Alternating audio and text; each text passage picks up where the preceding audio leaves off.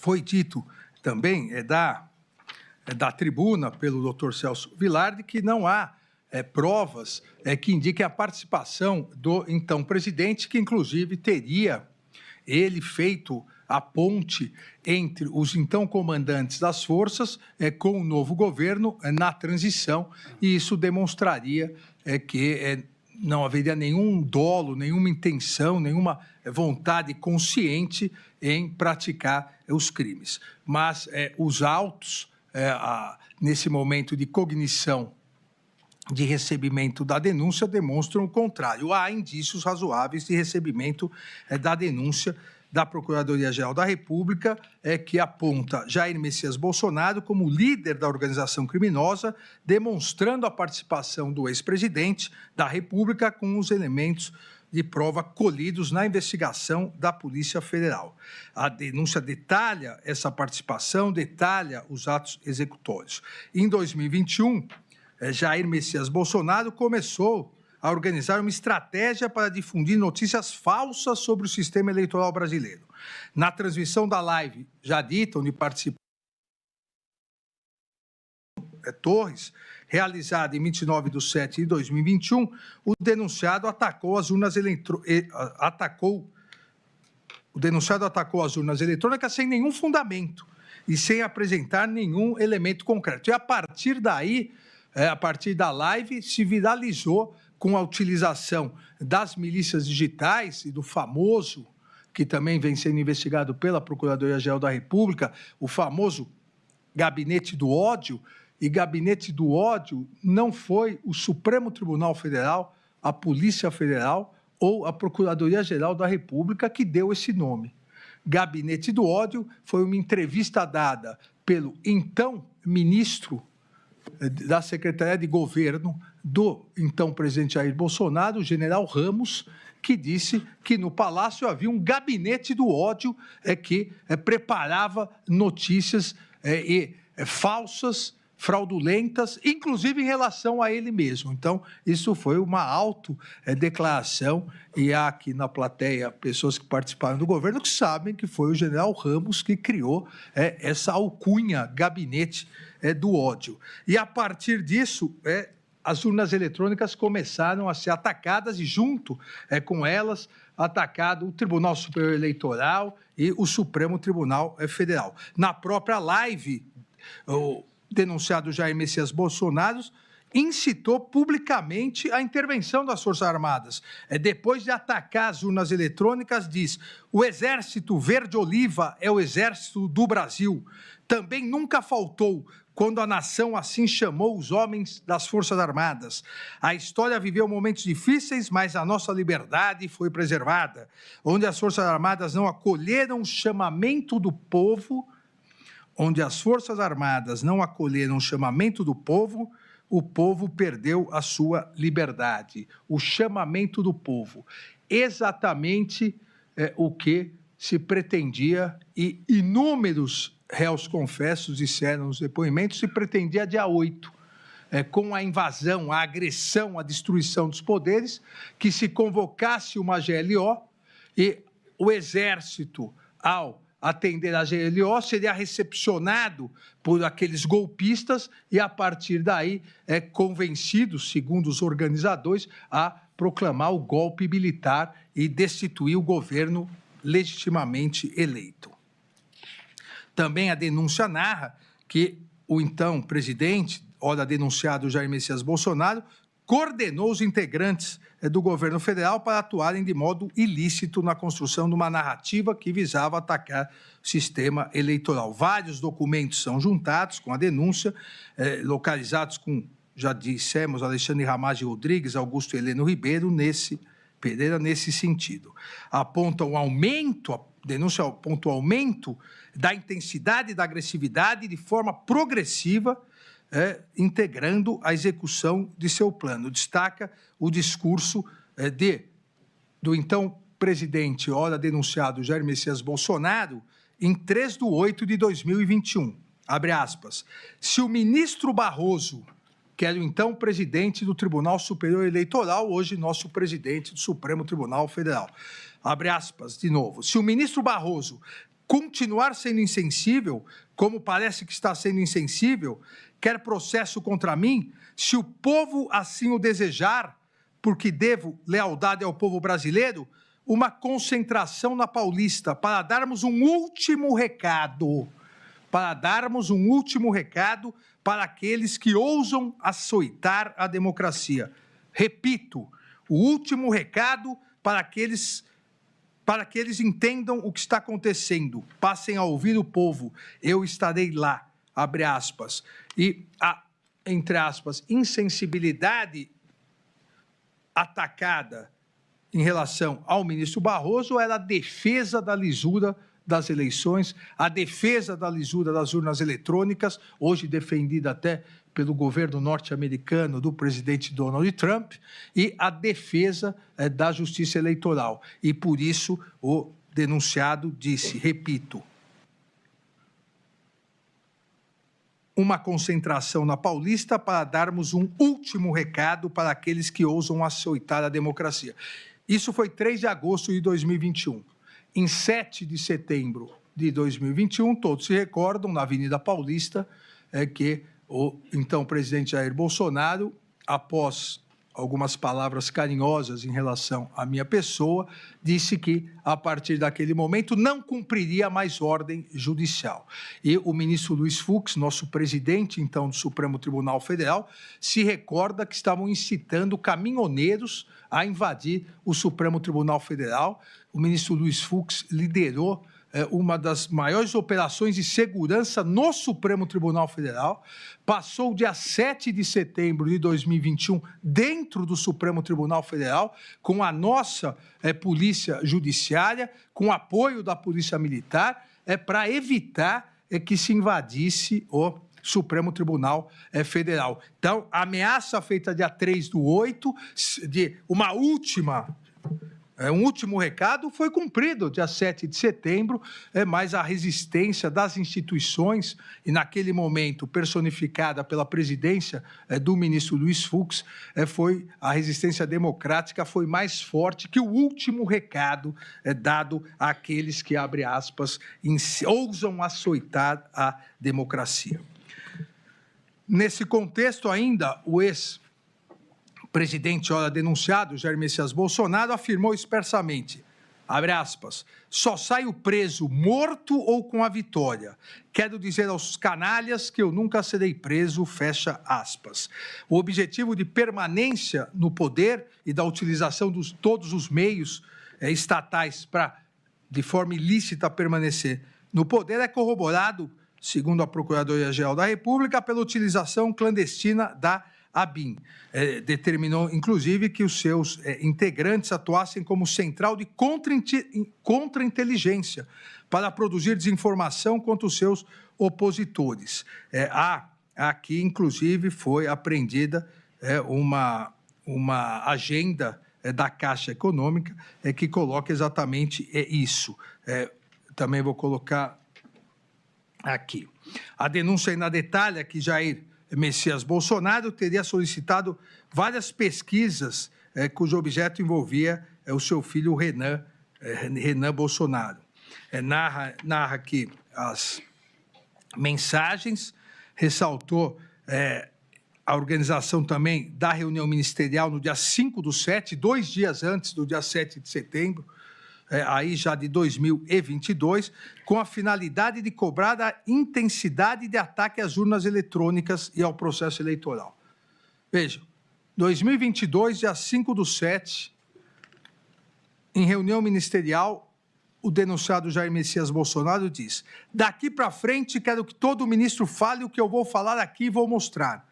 Se o ministro não quiser falar, ele vai vir falar para mim porque que ele não quer falar.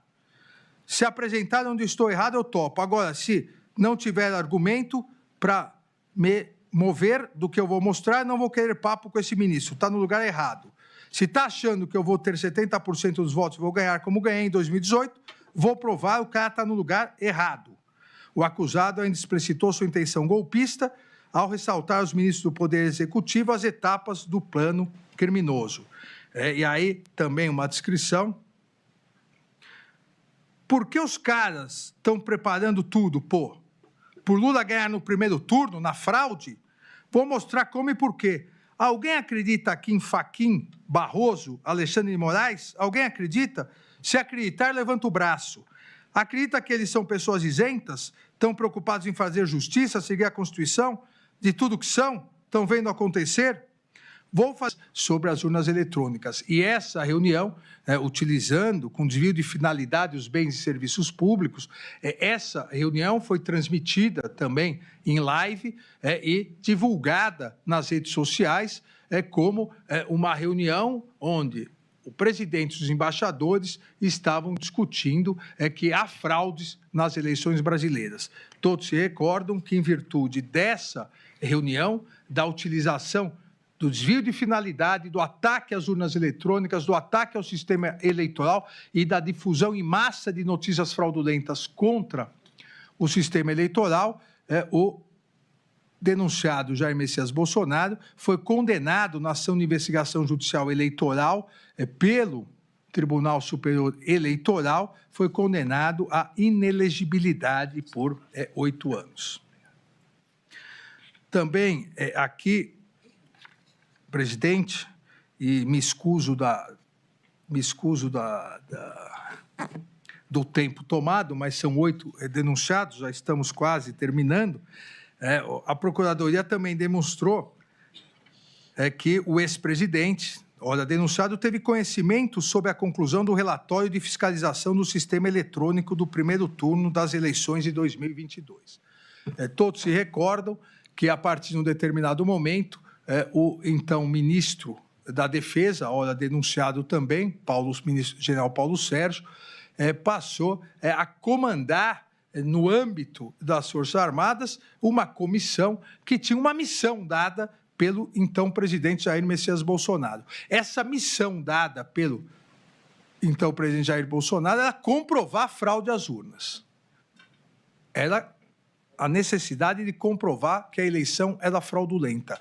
Essa comissão no Exército que participava, hoje não mais participava com desvio de finalidade da comissão no TSE, essa comissão chegou a uma conclusão: não há nenhuma fraude, não houve nenhuma fraude, não houve nenhum indício, mero indício de fraude. O presidente Jair Bolsonaro proibiu, ou então ministro da Defesa, de apresentar essa conclusão ao Tribunal Superior Eleitoral. Determinou que fizesse uma outra conclusão. E aí foi feito de forma, com todo o respeito, ministro Fux, de forma patética, uma outra conclusão. Não há possibilidade de comprovar que algum dia não haverá fraude. Vejam, da conclusão que não houve nenhuma fraude, não haveria nenhum indício, se mudou. Olha, não é possível dizer que algum dia não haverá fraude. Pode ser que ocorra fraude. E isso ficou muito bem constatado no depoimento do tenente brigadeiro Batista Júnior, que coloca que o presidente foi informado, tinha ciência que a Comissão de Fiscalização não identificou qualquer fraude nas eleições de 2022, tanto no primeiro quanto no segundo turno. Depoimento do tenente brigadeiro Batista Júnior, então comandante das Forças Armadas. O general Freire Gomes, então comandante do Exército, na mesma toada no seu depoimento. Tinha ciência que a Comissão de Fiscalização não tinha identificado nenhuma fraude nas eleições de 2022. Então, fica claro aqui o iter criminis detalhado na denúncia pela Procuradoria-Geral da República. E aqui em seu depoimento, corroborando essas informações, o delator Mauro César Barbosa Cid coloca que, em relação um dos assuntos que mais insuflava a população contra a justiça eleitoral e o poder judiciário como um todo, dando aso aos radicais que queriam golpe de Estado, ou seja, em relação à existência de fraude nas urnas eletrônicas, o colaborador se recorda que a primeira conclusão da Comissão das Forças Armadas era pela inexistência de qualquer fraude no processo eleitoral e na utilização das urnas eletrônicas. Porém, o então presidente Jair Bolsonaro não aceitou essa conclusão das Forças Armadas e exigia do então ministro da Defesa, general Paulo Sérgio, que demonstrasse a exigência de supostas fraudes. Aqui há também um documento elaborado pelo Ministério da Defesa que comprova isso e foi apreendido. Além disso, a Procuradora-Geral da República demonstrou conhecimento de Jair Messias Bolsonaro sobre o plano criminoso Punhal Verde e Amarelo, que tinha como finalidade o monitoramento e execução de autoridades públicas brasileiras. A denúncia apontou diálogo entre Mário Fernandes, que também denunciado num outro núcleo, e Mauro César Barbosa Cid, em 8 de 12 de 2022, corroborando o acompanhamento de Jair Messias Bolsonaro sobre essa operação criminosa e violenta. Abre aspas, diz o general Mauro Fernandes. Durante a conversa que eu tive com o presidente, ele citou que o dia 12, pela diplomação do vagabundo, não seria uma restrição, que isso pode... que qualquer ação nossa pode acontecer até dia 31 de dezembro e tudo. Mas aí, na hora, eu disse, pô, presidente, mas o quanto antes a gente já perdeu tantas oportunidades. Diálogo entre Mário Fernandes e Mauro César Barbosa Cid, em 8 de dezembro de 2022. A denúncia ainda aponta o documento encontrado na sede do Partido Liberal. Esse documento, que lá está exposto, já é de conhecimento público, esse documento, ele mostra o que ocorreria, né, após o golpe do Estado, como seria a divisão de poder após o golpe de Estado, seria a chamada Operação de Garantia da Lei e da Ordem, o discurso a ser proclamado pelo então presidente Jair Messias Bolsonaro, depois do golpe, e como seria essa divisão de poder. Também é um outro documento juntado aos autos, exatamente nesse sentido, os tópicos principais do discurso. A denúncia ressalta ainda que Jair Messias Bolsonaro tinha pleno conhecimento das ações da organização criminosa. Esse discurso. Destaca que, mesmo após a derrota, determinou que as Forças Armadas, isso foi dito, emitissem nota técnica com a finalidade de manter seus apoiadores. Veja, o presidente determinou, após as eleições, que assinasse uma nota pela manutenção das pessoas na frente dos quartéis. Por ordem do então presidente da República, os comandantes assinaram essa nota. Hoje ninguém mais tem dúvida, porque o Supremo Tribunal Federal já se deparou com o tema, já realizou diversas condenações e também mais de 500 acordos de não persecução penal, que é crime, é infração penal você acampar na frente de quartéis para pedir decretação de golpe de Estado, para pedir a volta do AI-5, da tortura, a quebra da normalidade democrática. E isso foi feito expressamente, esse pedido, pelo então presidente, ora denunciado. Ainda há a menção à colaboração no depoimento prestado por Sérgio Cavalieri de Medeiros, e que eu cito aqui, onde ele diz do conhecimento do presidente da República da carta aberta aos oficiais, exatamente incentivando a quebra da normalidade democrática. Por fim, e também peço que coloque aqui, e não há mais nenhuma dúvida, inclusive, isso foi dito nas sustentações orais, não há nenhuma dúvida que o denunciado Jair Messias Bolsonaro conhecia, manuseava e discutiu sobre a minuta do golpe. Isso não há dúvida. O fato, as interpretações sobre o fato vão ocorrer durante a instrução processual penal. Se ele analisou e não quis, se analisou e quis, isso será num juízo de culpabilidade. Mas não há dúvida de que ele tinha conhecimento da minuta do golpe que foi apreendida, chame-se como quiser, porque uma decretação de estado de sítio ou estado de defesa. Ora, falou uma coisa ou a outra. Uma decretação do estado de sítio e de defesa cuja intervenção seria no TSE, somente no TSE, inicialmente com a prisão do presidente do Senado, senador Rodrigo Pacheco, do decano do Supremo Tribunal Federal, ministro Gilmar Mendes, e desse relator. Depois, uma alteração determinada, segundo os depoimentos feitos, diretamente determinada pelo denunciado Jair Messias Bolsonaro, foi excluído o presidente do Senado e o decano do Supremo Tribunal Federal.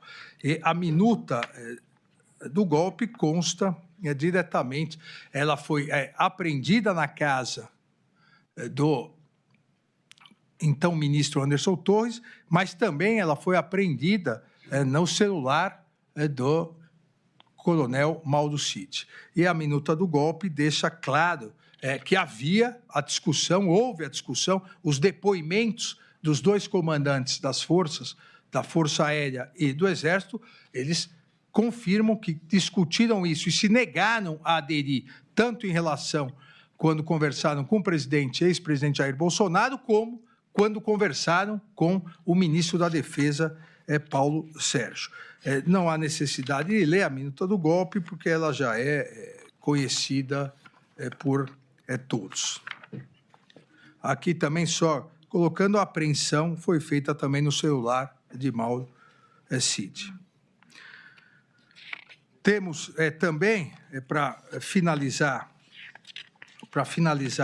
esse item, temos também os depoimentos de ambos os comandantes militares, que disseram que conversaram, e o único que aderiu ao golpe seria o também denunciado Garnier, então comandante da Marinha, e também que Jair Messias Bolsonaro tentou buscar apoio com outros integrantes do alto escalão do Exército, quando o general Freire Gomes afirmou explicitamente, depoimento dele, que o Exército não participaria na implementação desses institutos jurídicos visando reverter o processo eleitoral. Institutos jurídicos visando reverter o processo eleitoral. O ex-presidente da República respondeu que o documento estava em estudo e depois reportaria a evolução aos comandantes. E, a partir dessa recusa do então comandante do Exército, tentou o apoio do general Estevam Teófilo Gaspar de Oliveira, também denunciado em outro núcleo, que tinha o comando dos chamados kits pretos. Boa tarde, general. Só para atualizar o senhor, o que vai acontecendo é o seguinte, e aqui Mauro Cid conversando com Teófilo Gaspar de Oliveira. O presidente tem recebido várias pressões para tomar uma medida mais pesada, onde ele vai, obviamente, utilizar as forças, né?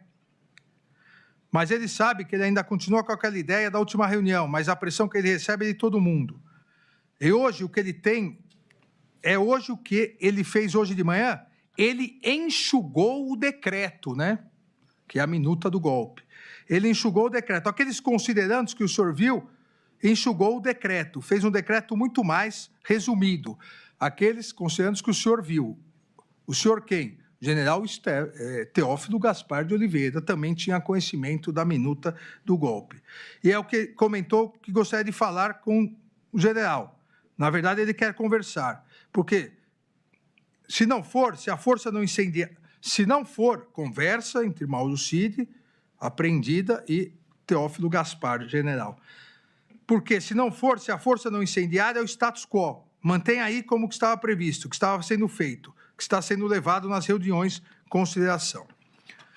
Nessa mesma data, Jair Messias Bolsonaro fez sua primeira aparição pública desde o anúncio eleitoral, tendo afirmado aos seus apoiadores que as Forças Armadas apoiariam a tomada de providências. Em 14/12, o ex-ministro da Defesa, também denunciado, Paulo Sérgio, realizou reunião com o general Freire Gomes e o tenente brigadeiro Batista Júnior para apresentar a minuta de decreto do golpe, após ter sido ajustado. E, novamente, ambos se recusaram a aderir, tanto os comandantes do Exército, o general Freire Gomes, como o tenente brigadeiro Batista Júnior, da Força Aérea.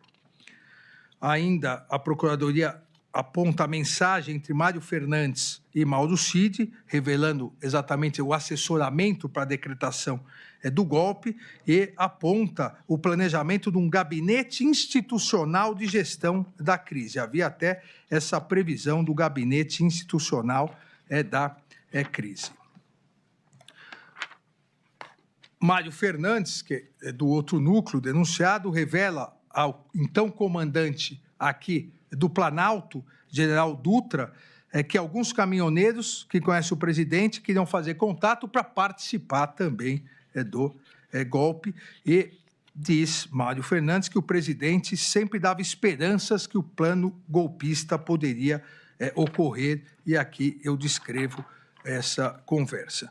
Não há, então, dúvidas que a Procuradoria apontou elementos mais do que suficientes, indícios razoáveis e suficientes de autoria e justa causa para o recebimento da denúncia contra Jair Messias Bolsonaro.